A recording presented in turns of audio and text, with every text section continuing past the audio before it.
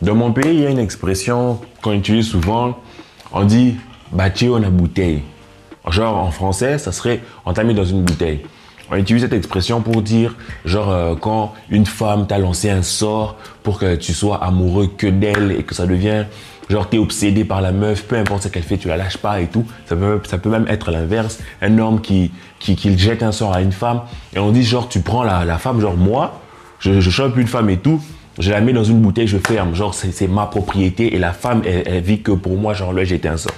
Alors, vous vous direz, pourquoi je vous parle de ça? Ben, tout simplement parce que le FC Barcelone m'a jeté un sort à moi, nous a jeté un sort parce que c'était un amour toxique. Je vous dis, c'est fou.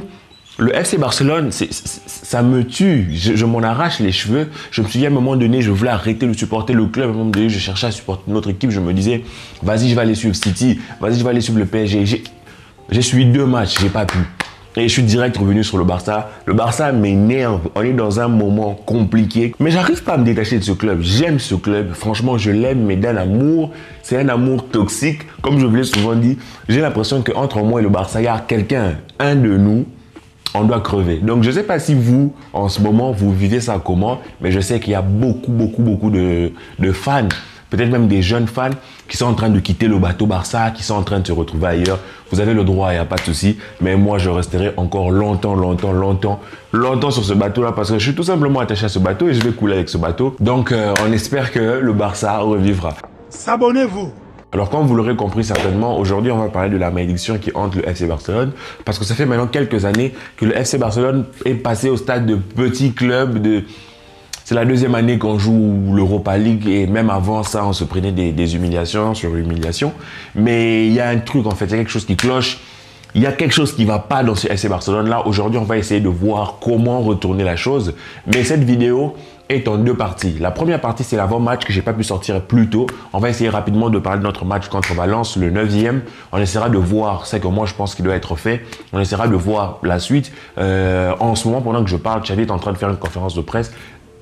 L'une des choses qu'il a dit que j'ai retenu, c'est les résultats doivent arriver. Si les résultats n'arrivent pas, un autre coach arrivera. Maintenant, je vous laisse avec ça. C'est la 2e fois qu'il en parle comme ça. Ça veut dire que Laporte a quand même lui tapote un peu sur l'épaule. Donc, c'est une bonne chose qu'il ait cette pression-là. J'espère que ça va lui permettre de faire certains choix. On commence par parler de Valence, mais le plus important, c'est juste après. Donc, oui, la vidéo est peut-être longue. Donc, oui, tu as peut-être à faire, mais tu te poses, tu t'installes et on profite. Et bien sûr, j'attends vos retours en commentaire. J'oublie souvent de le dire, mais je vais le redire. Abonnez-vous, partagez, likez, suivez-moi sur mes réseaux sociaux. Pas juste pour flex et suivre, genre non. Mais il y a des belles petites choses qui vont arriver sur les différents réseaux sociaux. Sur Instagram en l'occurrence et sur Twitter. Les liens sont en description. Alors, parlons d'abord de Valence. Le FC Barcelone se déplace donc pour jouer contre Valence. Le 9e, nous sommes 2e à 3 points du Real de Madrid. Alors, c'est vrai qu'en Ligue des Champions, on a été nul. Hein. On a affiché un visage vraiment très faible, très friable. Mais en Liga, par contre, on a eu qu'une seule défaite. Donc, c'était contre le Real, 2-0 et un seul but encaissé à domicile, aucun but encaissé à domicile, je voulais dire, et un seul match nul, c'était contre, je pense, le Rayo. Donc en Liga, on peut aisément dire que ça va bien, on est en train de progresser, ok, on est content. Maintenant, nous sommes dans une situation où la défaite contre le Bayern et surtout, donc déjà l'élimination, la défaite et surtout comment on est éliminé sur plusieurs erreurs individuelles, il y a vraiment beaucoup de choses qui font que maintenant en ce moment, le mental soit affecté. Et quand le mental est affecté, forcément les jambes sont affectées et on ne le répétera pas assez. Ce mois d'octobre a fait des ravages, des ravages. À la fin de la journée de Valence, on fera un gros bilan et on verra que vraiment, entre la trêve internationale et l'enchaînement de tous les matchs, plus nos blessés, tout simplement, on se retrouve dans cette position si inconfortable où on veut virer Xavi, où on veut déjà relancer les choses. On verra ça sur la 2e partie de la vidéo. Mais contre Valence, je pense que Xavi doit vraiment essayer de remotiver ses troupes et pas n'importe quelle troupe. Je pense qu'en Ligue des Champions, il y a beaucoup de joueurs qui ont voulu jouer, qui ont voulu aussi apporter quelque chose, mais qui n'ont pas été forcément bien utilisés et tout. Donc je pense que ce sont ces joueurs-là qui ont la rage, qui ont faim, qui ont envie de montrer le meilleur d'eux-mêmes. Donc il serait question, moi, contre Valence, de faire des changements. Parce que l'on a besoin. Nous sommes dans une phase où je ne peux pas encore remettre les mêmes et puis leur demander de faire encore plus de choses. Ils sont affectés, je pense, même à Ter Stegen, je sais pas.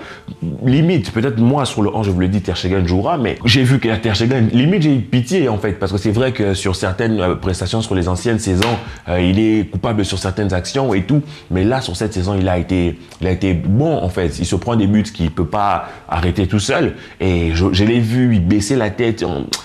Franchement, c'est dur que le Barça revive ça. Maintenant, c'est Valence. On va jouer contre Valence. Ils sont en 9e. Il faut que l'on puisse aller conforter notre position de 2e. Pourquoi pas reprendre la tête pour espérer que le Real fasse un faux pas. Parce qu'il ne faut pas l'oublier, l'objectif premier du FC Barcelone n'était pas de regagner la Ligue des Champions cette année, mais bien d'avoir un beau parcours, chose qui n'a pas été fait. De l'autre côté, il y a la Liga, il y a la Super Coupe, il y a la Copa, il y a toutes ces choses-là. Pourquoi pas remporter aussi l'Europa League. Donc, il y a lieu vraiment de remotiver ces troupes parce que la saison va être longue. La saison va être très longue. Et moi, je préconise vraiment qu'il y ait des changements de le 11. Je pense qu'il y a des choses qui doivent être vraiment revues et Xavi doit revenir sur certaines bases. Je pense encore une fois que Xavi a évolué. Je ne suis pas en train de cracher sur le travail de Xavi ou bien, franchement, j'en suis pas au point où je suis en train de dire Xavi doit partir parce que tu le fais partir maintenant, tu le remplaces par qui? La personne que tu le remplaces, il va t'emmener d'autres choses. Le problème, si tu prends par exemple Thomas Tuchel maintenant, il va demander un autre mercato, il va demander un autre effectif, il va demander autre chose et ça te chamboule tout le programme, même financier que toi tu as établi et tout le projet sportif. Donc pour l'instant, on n'en est pas là. Je pense que Xavi sera clairement jugé en fonction des prochaines semaines et en fonction de notre déroulement en Europa League, parce qu'en Europa League, peut-être on aura affronté des belles équipes comme Arsenal. Peut-être que face à ce Arsenal, on va se prendre une rouste, on ne sait pas. Mais pour l'instant, je ne peux pas vous dire qu'on verra Xavi s'il perd contre Valence. Vous comprenez ce que je veux dire? Mais forcément, les résultats doivent suivre. Alors, pour vous parler de mon 11, moi, je pense que je partirai sur ce 11-ci. Donc déjà, vous pouvez le constater, en défense centrale, je mets Jules Koundé à droite tout simplement parce que je ne veux pas voir Bellerin tout simplement. Désolé, hein. Donc, Eric Garcia, je remets Alonso en défense centrale. Limite, j'aimerais même vous dire que on fait monter le jeune Tchadi de la baie, on l'essaye tout simplement pour essayer de redonner quelque chose de nouveau, un nouveau souffle à cette équipe-là. Et je mets Baldé à gauche, Frenkie de Jong en 6, Pablo Torre et Kessié. Alors, je ne suis pas en train de commencer à pointer du doigt pour dire on a perdu à cause de Busquets. C'est Busquets qui doit... C'est parce qu'avant, on disait Busquets, Piqué, Alba, qui étaient des vaches sacrées à éliminer. Maintenant, je ne suis pas là en train de... Je ne veux pas rentrer dans le débat de Busquets, parce qu'on sait que Busquets doit partir. Et je pense qu'il a tout simplement, je ne sais pas, 33 ans, 34 ans, ben, ça ne sert à rien de le faire jouer tous les matchs. C'est totalement stupide pour moi, désolé, mais il fallait que je le dise. Donc, tu mets Frenkie de Jong, tu mets Pablo Torre, tu mets Kessié et Ferran Torres, Lewandowski et Rafinha. Parce que Dembélé a beaucoup joué, je pense Rafinha a l'écro, il voudra revenir et montrer quelque chose. Beaucoup d'entre vous, moi aussi, je me plains de son rendement. Donc, pourquoi pas le remettre pour espérer qu'il puisse hausser un peu son propre niveau. Et je mets Ferran Torres parce qu'il fait des meilleures entrées qu'Ansu Fati. On pourra toujours changer ça en cours de match. Maintenant, vous voyez, et nous pouvons maintenant passer au sujet le plus important, notre fameuse malédiction. Alors, la malédiction du FC Barcelone, ça fait depuis 2017, même bien avant, en fait, à partir de 2015, on gagne notre dernière coupe. Et puis, juste après, ce sont des saisons un peu bizarres, des coachs un peu bizarres, et puis ce sont des Valverde, et puis ce sont de ceci, et puis ce sont de cela. Donc, c'est pas évident avec les tickets on se prend des roustes, le 8-2, beaucoup de choses, des limitations. La Roma, Liverpool, le Bayern, donc ça fait vraiment beaucoup pour un fan du FC Barcelone et je vous comprends. Maintenant, je pense que nous sommes sur une saison qui est une saison charnière et pourquoi je le dis? Parce qu'il y aura... Les prochains mercatos vont être des mercatos vraiment capitaux pour le FC Barcelone. Déjà, dans un premier lieu, c'est qu'il faudrait s'espérer que tous les blessés reviennent. Et certains vont aller à la Coupe du Monde, d'autres non. Araujo peut-être va jouer, va pas jouer. Donc après la Coupe du Monde, quelque chose que l'on vivra ensemble, on essaiera de faire tout le temps des lives, être tout le temps en live, suivre les matchs en direct. J'espère que ça vous plaira, que vous serez nombreux. Franchement, si je fais un live, on se retrouve à 2 personnes. Je ferme la chaîne. Bref. Donc, il y aura la Coupe du Monde. Après la Coupe du Monde, on reviendra. On espère qu'on aura tous nos joueurs. Et en plus de ça, il y aura un mercato d'hiver. Alors, pendant la Coupe du Monde, il y aura forcément des joueurs qui vont faire des belles choses. Donc, leur prix va augmenter. Donc, ça serait le moment de cibler déjà certains joueurs pour le mercato d'hiver.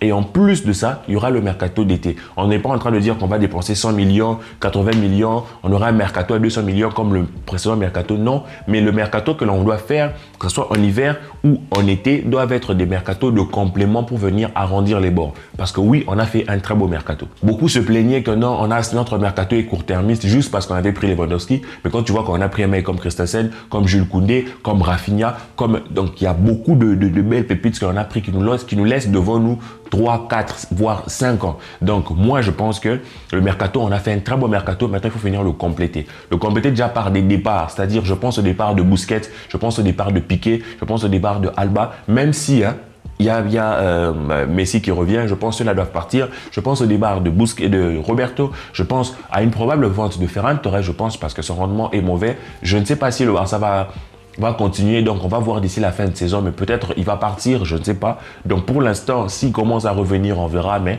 il y a ces joueurs-là. On peut citer aussi Bellerin, on peut citer Alonso, donc ça te fait déjà potentiellement 7 joueurs qui doivent partir, sachant que déjà sur les vaches sacrées, sur nos anciens capitaines, là, tu vas pas en tirer grand-chose. Donc sur les départs, tu vas pas gagner grand-chose. Peut-être des départs d'un mec comme Memphis, qui voudra plus de temps de jeu, pendant que nous, on devra aller récupérer un jeune numéro 9. Ça, on verra ça un peu plus tard. Mais le plus important, vous l'aurez compris, va se passer au niveau des achats, au niveau des recrues.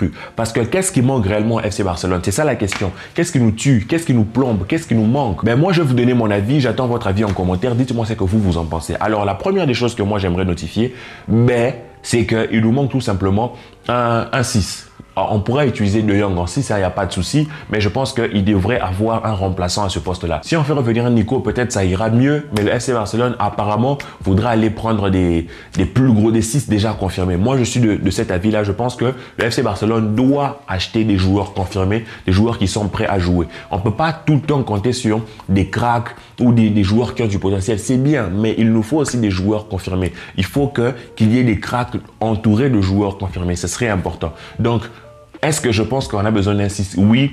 Est-ce que je pense qu'on a besoin d'un 6 confirmé? Oui. Maintenant, je ne suis pas en train de dire que Nico ne doit pas revenir. Je ne suis pas en train de dire ça. Mais si je devais choisir moi, même si j'ai De Jong qui peut jouer en 6, si j'ai les moyens d'aller prendre un 6 confirmé, je ne sais pas, le 6 de, je sais pas, Newcastle, il s'appelle comment déjà? J'ai complètement perdu son nom, je l'avais sous le bout de la langue. Ou je ne sais pas quel autre 6, mais les Ruben Neves là... Si on doit aller chercher un autre 6, il faudrait que ça soit un 6 confirmé. En plus de ça, on a besoin, rien qu'au milieu de terrain, on est encore au milieu de terrain, on a besoin d'un numéro 8, un joueur qui va être dans la création. Parce que quand Pedri n'arrive pas à porter dans la création, on se retrouve tout nu. Et on ne peut pas jouer, moi je pense qu'on ne peut pas jouer avec Pedri et Gavi, ou jouer avec Pedri et Pablo Torre. Pourquoi? Parce que ce sont deux joueurs très jeunes. Pedri peut faire aussi des mauvais matchs. Gavi peut faire des mauvais matchs. Et je pense que face au gros, c'est très limité en termes de tenue de balle. Face au gros, c'est très limité en termes d'expérience. Face au gros, c'est très limité en termes de maîtrise de la pression, même si contre le Bayern, le match allait, il faut une très belle première période. Mais je pense qu'on a besoin d'un vrai joueur confirmé qui va pouvoir accompagner ces jeunes-là. Parce que ces jeunes-là, ils ont le temps de grandir. Ce n'est pas normal que le FC Barcelone se dise qu'on va confier notre milieu de terrain à un Pedri 19 ans, à un Gavi 18 ans. Ce n'est pas normal. On a besoin des joueurs confirmés. Ces joueurs-là sont exceptionnels, mais si on les laisse jouer comme ça, se prendre sur eux toute la tarte du monde, ils vont... Regardez Pedri. Pedri se fait chambrer dans toute l'Europe maintenant avec sa célébration que, comment il s'appelle, Kimmich a refait. Et même Gavi, on se souvient de la petite action de l'Inter où le défenseur le traîne un peu. Donc, tu vois toutes ces choses. Donc, on a besoin d'un joueur confirmé parce qu'on ne peut pas laisser ces petits gamins-là prendre des rousses dans la gueule parce que ça va vraiment... Ça peut influencer leur progression. Donc, c'est pour ça que moi, je plaide encore une fois le cas Bernardo Silva, je plaide le cas Gundogan, je plaide... Ça va être difficile d'aller les chercher. Mais je pense que clairement, il faut aller prendre des joueurs de ce gabarit-là. Et si tu arrives à avoir un Pedri, Bernardo Silva et un Francky en 6, c'est autre chose. En termes de créativité, tu peux compter sur Bernardo Silva qui est super polyvalent, qui peut jouer même ailier. Et un Pedri qui peut grandir à côté d'un mec comme Bernardo Silva qui est très fort au milieu de terrain. C'est tout bénef. Ou si tu ne veux pas prendre Bernardo Silva parce qu'il est trop cher, tu vas prendre pas un autre crack de 20 ans, pas un autre crack de 21 ans. C'est bien, ce sont des cracks, mais tu as besoin de maîtrise et d'expérience. On l'a vu, tous les grands clubs du monde, City, Real de Madrid, Bayern, ont des joueurs confirmés, avec des cracks, mais des joueurs confirmés d'abord. Et tu peux pas compter que sur des cracks il n'y a que des cracks, des joueurs de 19 ans, 18 ans et qui doivent se faire leur expérience sur le tas en se prenant des roustes face à des mecs de 30 ans qui ont toute l'expérience du monde, qui va les faire la faute qu'il faut, qui va mettre le pied quand il faut. Donc au milieu de terrain, moi je pense qu'on a besoin d'un 6 et d'un vrai milieu créateur. En plus de ça, je pense au niveau du latéral gauche, on n'a pas besoin vraiment de soutien si Baldé continue d'exploser comme ça. Mais si Jordi Alba part, je garderai peut-être Alonso. Mais si Jordi Alba part et que Alonso part, peut-être je prendrai un latéral gauche qui va accepter d'être le suppléant de Baldé parce que Baldé doit progresser à ce poste-là.